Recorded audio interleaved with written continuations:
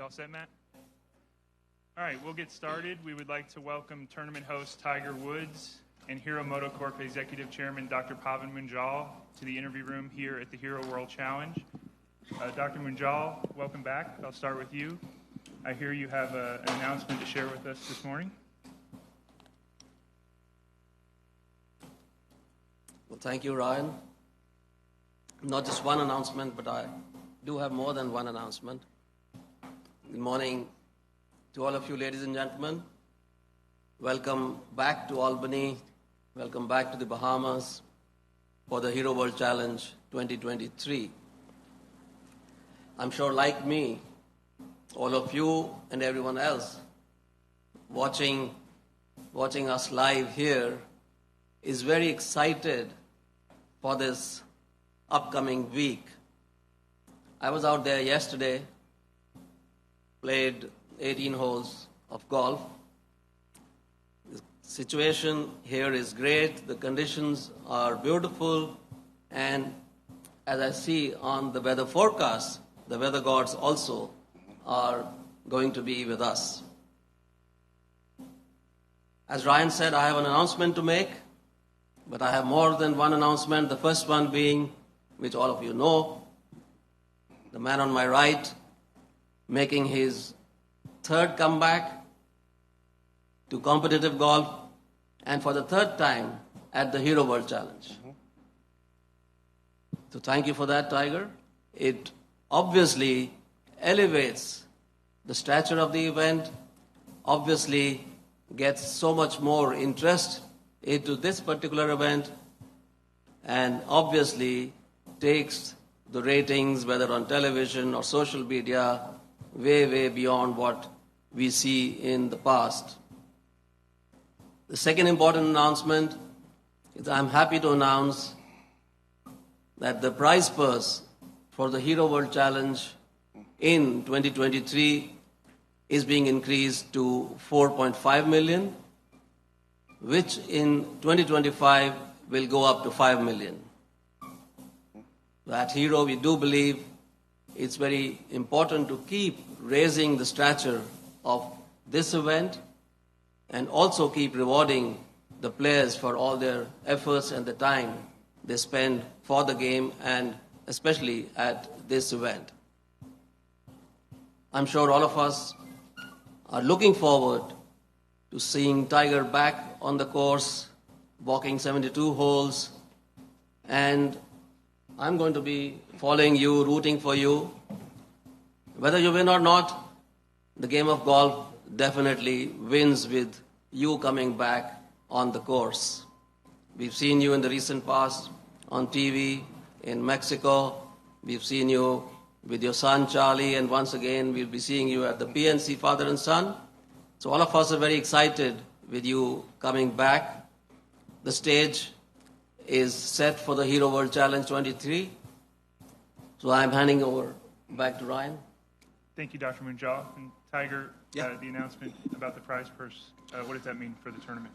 Well, the increase in prize purse just elevates this event, attracts the top players in the world with the event here at Albany and what we've done here throughout the years. And the feedback we've gotten, we've tried to make this event special at the end of the year. These guys have been playing a lot, and we want to make this the most enjoyable week and get them down here and have a great time. And I think that with Hero's involvement in this event has elevated the event, and we're excited to continue that relationship through 2025. And as far as the competition, obviously making your first start since the Masters, how does the game feel coming into this week? Well, yeah, my game feels rusty. I haven't played in a while, and so I had my sub-tailor fused, and so I'm excited to compete and play, and I'm just as curious as all of you are to see what happens, because I haven't done it in a while. And I can tell you this, that I don't have any of the pain that I had at Augusta or pre that in my ankle. Now, well, other parts are taking the brunt of the load, so I'm a little bit more sore in other areas, but the ankle's good. So that surgery was a success. All right, we'll take some questions out here. If you have a question, we'll get a microphone to you. We'll start with Mark right here in the front. Tiger, when did you decide that you were going to be able to play? What's the build-up been like? And you mentioned not having the pain that you had at Augusta. Will it be the same pre-round routine and post-round routines that you were going through? As far as the commitment to playing, probably after I caddied with Charlie and was able to recover each and every day like that. And people don't realize I was still lifting and still doing a bunch of other things too alongside of that. So in conjunction with that and the endurance part of it, all my beach walks at home, just the accumulation of how can I recover? Can I keep progressing at the same time, right? And I was hitting golf balls a lot, trying to get Charlie ready for the event, and then post-event, I started feeling, you know what, I can probably do this, and so why not? I talked to the committee, and a committee of one was able to give me a spot. Go to Steve in front. Tiger, how concerned are you walking 90 holes? Steve, I'm not concerned at all about walking it. It's more as I said, I don't have any of the ankle pain that I had, with the hardware that's been placed in my foot. That's all gone, but it's the other parts of my body. My knee hurts, my back. The forces go somewhere else. Just like when I had my back fused, the forces got to go somewhere. So it's up the chain. So as I said, I'm just as curious as with all of you, what's going to happen. I haven't done this in a while. Rex on the left. Tiger, I'm sorry to kind of go back, but we haven't really spoken with you. What was your reaction to the June 6th framework announcement? Well, going back to that, I would say that my reaction was surprised. Just like I'm sure a lot of the players were taken back by it, what had happened. And so quickly and without any input or any kind of information about it, and it was just thrown out there. And I was very surprised that the process was what it was, and we were very frustrated what happened, and we took steps going forward to ensure that the player involvement was not going to have, we were not going to be left out of the process like we were. And so part of that process was putting me onto the board and accepting that position. As part of the board, are you pleased now with the direction of the tour since you're part of the decision-making process?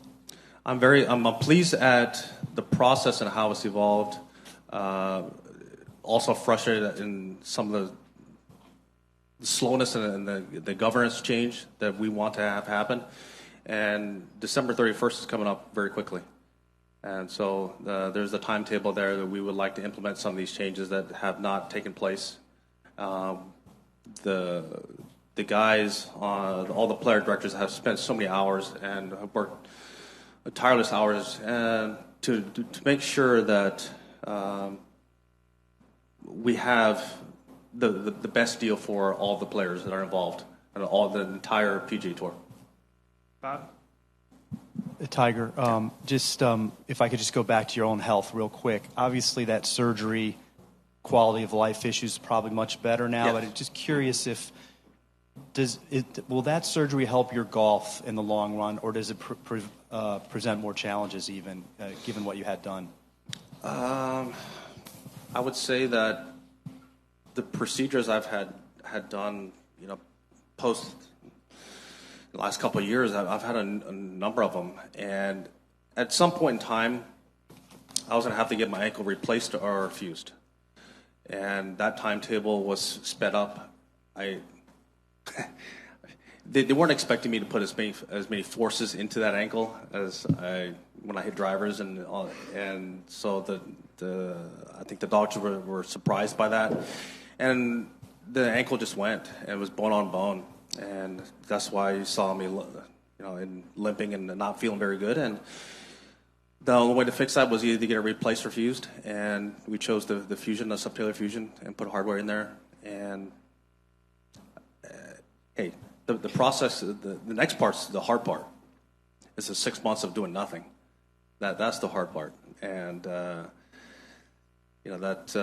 then the first couple months were really rough, but unfortunately I've had the experience. I've gone through it before, and I'm here on the good side now. Go to Todd. Hey, Tiger. You mentioned that the deadline is coming up. From your perspective, how optimistic do you feel like this agreement could come together before the deadline? Well, I think all the parties are talking, and we're aggressively working on trying to get a deal done, and we're all trying to make sure that the process is better too as well. And so the implementation of governance is one of the main topics, as long as getting the deal done, but make sure that's done the right way. Go to Ewan and then Swami. Tiger, does this deal need to happen in your mind, or does the deal have to happen, or would an alternative, a plan B, a different deal, make sense We as have well? we have multiple options, but still, we would like to have a deal done December 31st. I mean, that's what the agreement said, this summer, and all parties understand that. But there are other options out there. And you touched on governance changes. Could you give a sample of what you think has to change? Yeah, well, as long as a player has input and we're able to make faster decisions, and the board recognizes that, and I think that is one of the key things that all the player directors have focused on. And I think that the entire board has been very acceptant of that, and we would just like to make the process faster. Swami? One question for Dr. Munjal and one for Tiger. Dr. Munjal, do you often get time to discuss what's happening in global golf with Tiger, and what is the rationale or your dream about enhancing the prize purse from $3.5 million down to $5 million within the next 2 years? We just set up time to discuss global golf as we walked in here. Enhancing the prize purse, as I said, we have to keep up with times. Things are changing, things are moving forward, moving up in global golf in terms of the size of the events, the prize purses, and the importance of the events. Clearly, it was important for us also to elevate the Hero World Challenge into the same stratosphere. And as I said, also rewarding the player, inviting the players to come in here. As Tiger said, it's end of the year. They've been playing all through the year, and we do want the best to come in here, which is what we are seeing now. Tiger, Yeah. painless, that word sounds so good, I mean, it's finally back in your lexicon. You're feeling no pain. You're painless now. The prospect of playing 90 holes. Time and again, you actually come back home. The Hero World Challenge is your own tournament, benefits your foundation. What is it about this tournament that you choose this as your comeback platform so often? Well, I think the timing of the event, with the injuries that I've had, and I think just the way the event has been with a smaller field size, and the fact that it's at the end of the year, which sets me up for expectations going into the following year. So it's a nice landing spot, and also a great springboard into the following year. And my foundation benefits from it. So there's so many positives that come about because of my ability to be able to play in the event. And so I've found this as a nice little spot to kind of turn the page and move on to the next chapter or the next year. And hopefully this will be a positive step into next year. We'll go to Dylan, Paul, and then Brody. So, Noah, do you have the mic? Sorry. Where are we at? We're going to Dylan Okay. on the aisle right here. Yeah. Tiger, do you have a sense of what the professional golf landscape will look like in a year or 2 years, or does it feel as murky to you on the inside of the process as it does to us on the outside? To answer that question, I would say that I would say that the answer is murky. I would have to say that there's quite a bit of options out there. There's a lot of moving parts and how we could play, whether it's here on the PGA Tour or emerging or it's team golf. There's a lot of different aspects that are being thrown out there all at once, and we're trying to figure all that out and what is the best solution for all parties and best solution for all the players that are involved. Paul? Tiger, with Joey caddying full time for Patrick now, who do you plan to have caddying this week and moving forward for you? Well, I got robbed this week. He's seen me hit a few shots.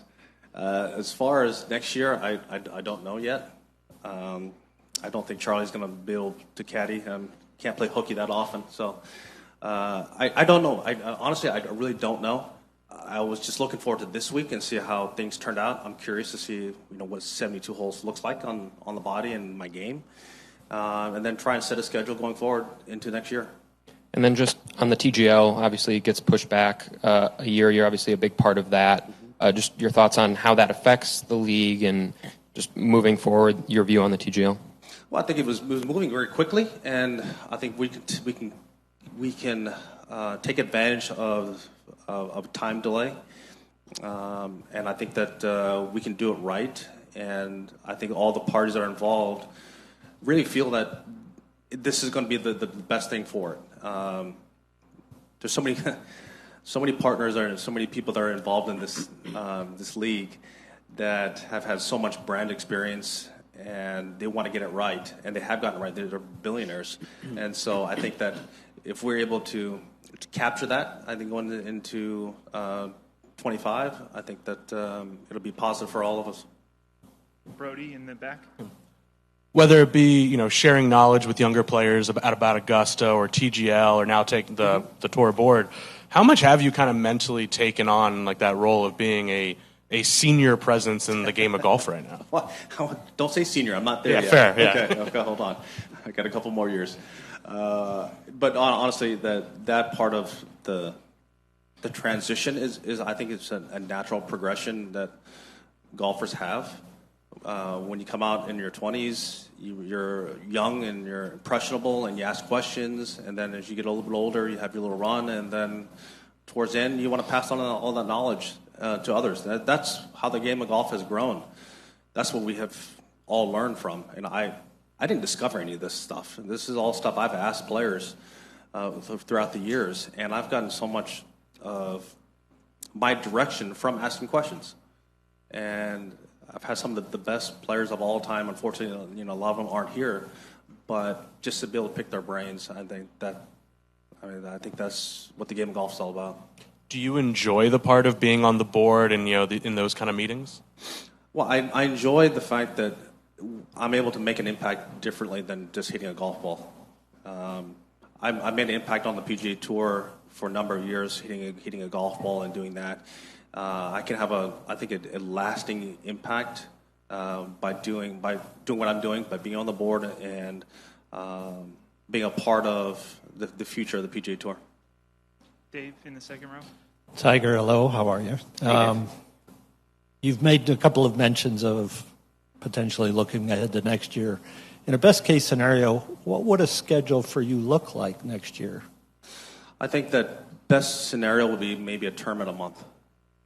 I think that's realistic. Whether that's you would have to start with maybe like a Genesis and then something in March, maybe the players. And again, we have set up right now on the calendar the biggest events are one per month. So it sets itself up for that. Now, I need to get myself ready for all of that, and I think this week is a big step in that direction. I'm going to take you I'm going to take you way back. It'll be 25 years ago, 99 season when you really kind of took off. Won your second major at the PGA, and then off you went. 3 out of 4 majors in 2000, et cetera. Just wonder your thoughts looking back on that. I mean, does it feel like 25 years? And it's just the whole. My body will tell you it feels a lot longer than 25 years. But looking back on that year, I think what people miss on that year, and that's something I don't miss, is that I won 8 times that year. Mm-hmm. That was a good year. And I know that you saw the PGA at Medina, but the entire year was a big step in the right direction because of what I had just undertaken in 97. Redoing my golf swing, 98 wasn't all that great, making steps in the right direction. And then, right before the Byron Nelson in 99, things just hit. And I went on a nice run for a few years. Go up front here to Mark. Dave, if you could pass the mic forward. Tiger, Jay Monahan's taken a lot of heat since June 6th. What's your assessment of the job he's done since then? And secondly, you mentioned the team golf aspect of it. What is your opinion on team golf's place in the future ecosystem? I think Jay has been a part of the direction. He understands that what happened prior to that can't happen again, and it won't happen again. Not with the players that are involved, and not with the player directors having the role that we have. Now, as far as team golf, I think there's a way that in which we can all benefit from team golf. It's just how do we do it, and we're trying to figure out that process now, and we've been doing it for months, trying to figure out how that all works. What does that landscape even look like, and where do we play, and what impact does it have on our PG Tour schedule? And I think that's something that we have focused on, and we don't take lightly. We'll go to Rex and then Todd on the left. Tiger, as far as the landscape goes, is there a path back to the PGA Tour for the players who join LIV? And if so, what would that look like? As far as a pathway, we're still working on that. That's part of the deal we're working through, is trying to find a path, whatever that looks like. There's so many different scenarios. That's why I said there's a lot of sleepless hours trying to figure that out, and there's a lot of participation of the players, and then what does that look like? Todd?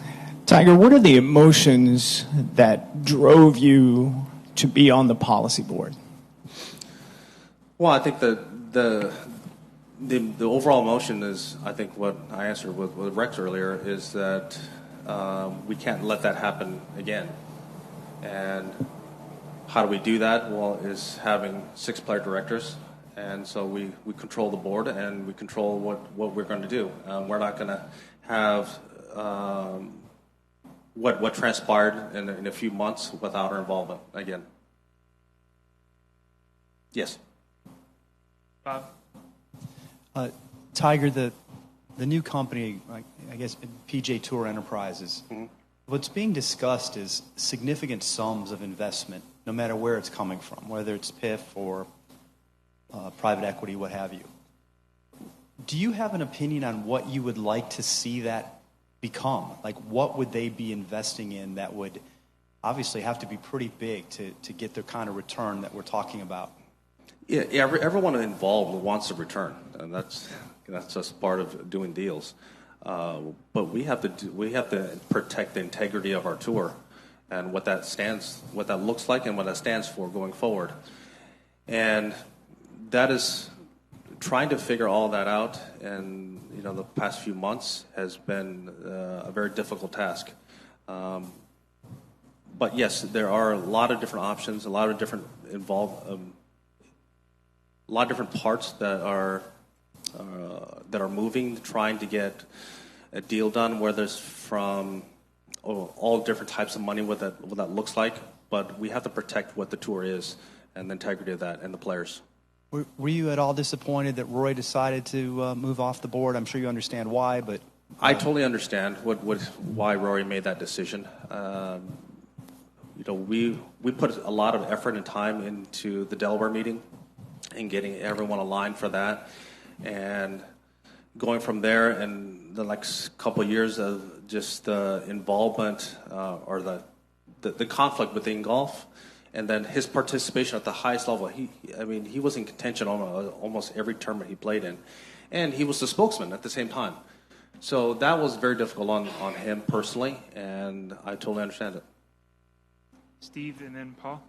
Is there a part of your game that you're more curious about, and how much golf have you played coming into there? Well, I've played a lot of holes, but I haven't I haven't used a pencil on a scorecard. Okay, so now when you put a pencil to paper and it really counts, it's a little bit different story. And so I'm very curious about that as well. Paul, second row. Obviously, getting the ankle surgery was a quality of life thing for you, but what motivated the golf side to continue and push yourself to continue to play? I love competing. I love playing. I miss being out here with the guys. I miss the camaraderie and the fraternity like atmosphere out here, and the overall banter. But what drives me is I love to compete. There will come a point in time, I haven't come around to it fully yet, that I won't be able to win again. When that day comes, and I'll walk. But now I can walk. I won't say run away, but I'm gonna walk away. So you being here assumes you think you can still win out here? Absolutely.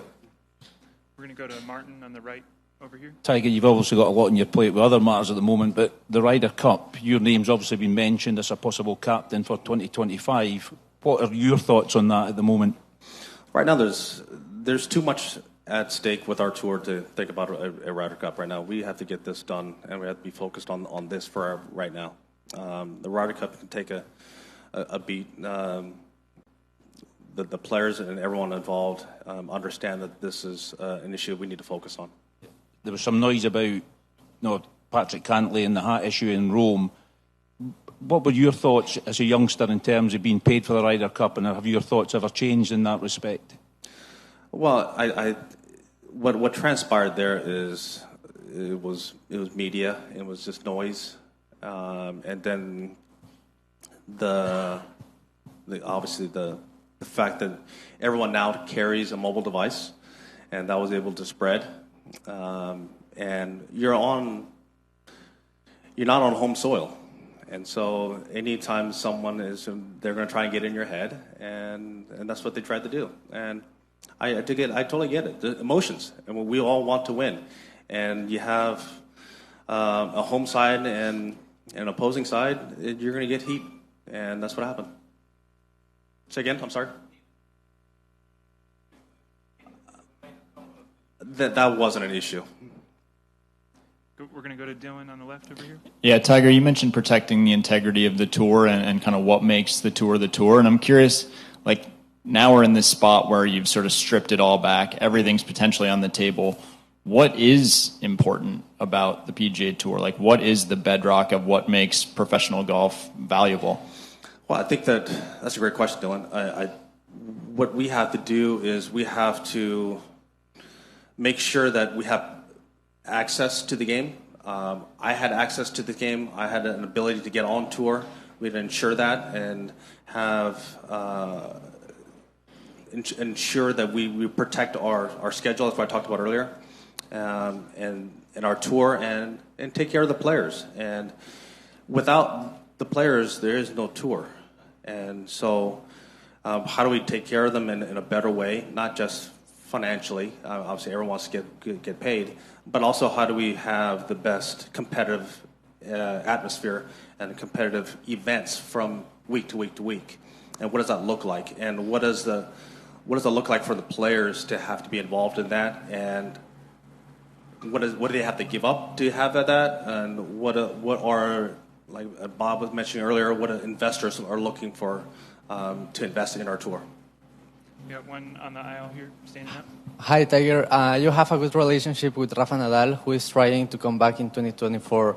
You did it before, and you are trying to do again. But how do you describe the process for an athlete like Rafa or you, who have win everything and keep the same motivation as ever and trying to get it again? Well, I think what he's done is extraordinary. I mean, he won the Australian Open on a broken foot. I mean, the guy's beyond tough and beyond competitive, and he knows that Father Time is here. Every athlete faces it, and although some sports it happens faster than others, and unfortunately, just like every sport, you get aged out. And I don't want to see him go. I never want to see Fed go, but that's just what happens. I just think we should all enjoy watching him compete and watch him play and what he's meant to the game. And when it was meant to all of us, just to see the passion and how he plays and why he plays. Got time for a couple more, Dave? Yeah, just curious. Bob mentioned the investment aspect. How important is it that PIF is involved, or does it really matter if PIF is involved or not in the ultimate, I guess, scheme of what's going on? Well, I think that we're looking at all options and trying to figure out what is the best deal for the players. And that there's a lot of moving parts to that, as I was trying to describe earlier. Mark asked about Jay. Ultimately, do you have faith in Jay and what he can bring and what he can still do? Yeah, that was part of why I came onto the board, is that I did have faith in Jay and what he could do going forward, and what can't happen again. All right, we'll finish up with Mark and then Todd. Tiger, are you confident a deal gets done with somebody or some entities by December 31st? I am confident that a deal will get done in some way, whether that comes December 31st or is pushed back. Where all sides understand are working together. Okay, so there are no lawsuits. Everyone's understanding what that looks like, and we're all progressing going forward. And everyone's working right now with no animosity. We're trying to work to try and get a deal done for the tour and for all parties involved. Todd? Hey, Tiger, one follow-up. You said you were the frustration was a motivation for you to be on the policy board. Was the frustration that about the leadership with Jay and Ed Hurley and Jimmy Dunn, that they forged this agreement without input from the players, or were you just frustrated that the deal actually happened, the framework agreement? Well, I was frustrated at the fact that the players were never involved, and this is our tour, and as I was saying earlier to Rex, is that we were all taken back by it, and it happened so quickly without any of our involvement. No one knew, and that can't happen again. All right, Tiger and Dr. Munjal, thank you very much. Thank for you, your everyone. Time. Greg.